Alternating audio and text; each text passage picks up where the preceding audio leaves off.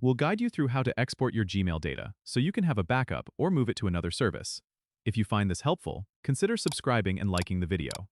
First, go to the Google Takeout page by typing takeout.google.com into your browser's address bar and hitting Enter. This is where you can select the data you want to export.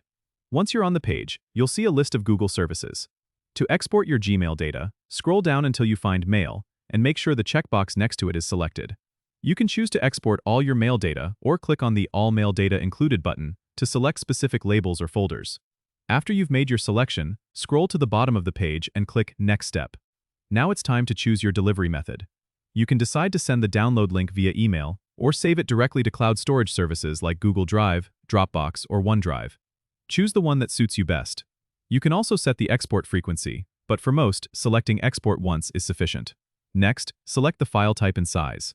Zip files are common and easy to use, so we recommend choosing that.